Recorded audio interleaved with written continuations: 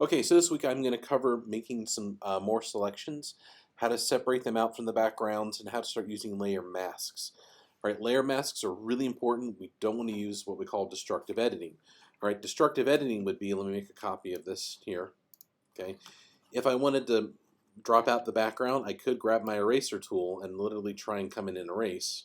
Okay, the problem with this is that it's destructive, right? So if I quit and save, if I save this then quit and open it back up, I can't step back from this. Okay, and I've lost information. That's not what I want to do. What I do want to do is use layer masks. Now, before we get started on this, let me do a quick note. There's some information about resolution underneath technical information, but I wanted to point out, like, this is a high resolution photograph. It comes out of the camera. It is at 26, just over 26.5 inches by 17.5 roughly. Okay, but the way you tell your image size is you go to image, image size. So it's 26.667 by 17.736, but the resolution is only 72 ppi. Most cameras, that's how they'll do it. So you'll have these huge, huge images that are on, the resolution is only 72. You'll notice there's a resample button here. Okay, so just really quick, if I want to keep this the same size but increase the resolution, I can try and do that. So let's say I want to make it 300 ppi. Okay, it's hard to tell probably from the video, but if you zoom in, you'll notice it looks kind of, what's the word I'm looking for? Like crap. Okay, that's because Photoshop is doing its best to put information where there is none. Okay, so I had 72 pixels per inch. I'm now telling Photoshop I want 300 pixels per inch, and I want you to guess how to fill in all those extra pixels. Okay, so there are different options you can try and pick: preserve details, nearest neighbor, okay, which is really terrible, or automatic. There are plugins that help with this. That said, it is always, always, always a better idea to start with a higher resolution than you need and reduce it at the end. Okay. Now you notice if I unclick resample, all that it does when I change to 300 ppi is it shrinks my size. Okay, so your size and your ppi are directly inversely proportional, however you say that. Okay, they affect each other directly. If you try and increase the resolution, right, and keep the same size, Photoshop has to guess and add things. All right, so when you set up your projects, it is always, always, always 100%, 1,000, 100 million, billion% better to make a new document, keep it at the 300 ppi, and then bring your imagery in. Okay, don't work directly on photographs that you've taken, especially with your cell phone. Cell phone cameras are better. They have bigger images now, but you will end up turning in a project that is not at a very good resolution. You're going to get points knocked off. Okay, so okay.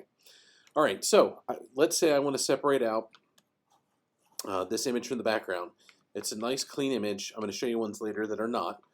Okay, and you'd think it'd be nice and easy to do. Okay, if you try and use your elliptical marquee tool, okay, you click and drag from an edge, you'll notice part of the problem is that it's really hard. Okay, and let's just say I want to grab the chrome part here in the middle. Okay, it's really hard to guess on that. Okay, from wherever I click. Really, really difficult. Okay, now if you hold down Alt, you can select from the middle. Even then, that's pretty hard. If I hold down Alt to select from the middle, and if I hold the space bar, I can move my selection, okay, before I release my mouse button. Okay. Even then, I'm not going to get a great selection. Okay, so I'm going to deselect. So one of the things I'm going to teach about is quick mask mode. Quick mask mode is great. People sometimes forget about it. It's really important to remember this. We're going to use it a couple of times here. Quick mask mode allows you to make selections using your paint tools. Okay, but you have to be in quick mask mode. A couple things to note. You enter quick mask mode by hitting Q or clicking the button underneath your palette. When you do that, you'll notice over here, you see how the layer turns red. Okay, that's how you know you're in quick mask mode. Because if you try and paint something or do something and you're in quick mask mode and you don't realize it, it's not going to work the way you want it to. Okay, quick mask mode comes set. I think the way it's set is stupid. If you double click on it, you'll notice it usually says color indicates masked areas versus selected areas. I want to make the selection my selected areas. Okay, you can come in here too. Let's see if my image was really red and I'm trying to paint on it and I want to be able to see.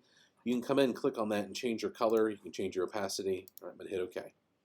Now, while in quick mask mode, if I take my brush, my opacity is 100%. Let me take it off of airbrush here. Okay. And I paint. Okay, and I'm just going to do this real quick. When I hit Q to exit quick mask mode, it's turned it into a selection. Okay, so that's great. But one of the ways it can work as well, like let's say I wanted to select this middle, right? I'm just going to make a circle. When I do that with my elliptical marquee and I enter quick mask mode, it will automatically fill it. And now if I hit Command T, I can now transform my selection. Okay, so this makes it a whole lot easier, and I won't be too finicky with this. Okay, right? You remember with selection, if I hold down Shift, I can move these independently without being constrained to the aspect ratio. Okay. A little bit more. Okay, I'm not going to be too finicky, but I could be. Could spend several minutes here. And when I hit Return and then exit quick mask mode by hitting Q, I have now made a selection.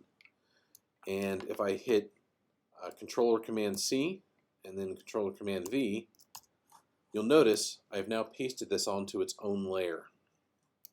Okay. Now, if I hit Control V again and again and again, it'll keep pasting more and more of these. Let me change it to auto select. Okay, onto their own layer. All right. So on this file, all I want to see is that you have selected the middle, pull it out. If you want to, feel free to take a few minutes and transform it into something. It's totally fine by me. You learned step and repeat last week, so feel free to use that as well. And that's where we'll end with this one. And then the next couple I'm going to show you how to paste into. All right.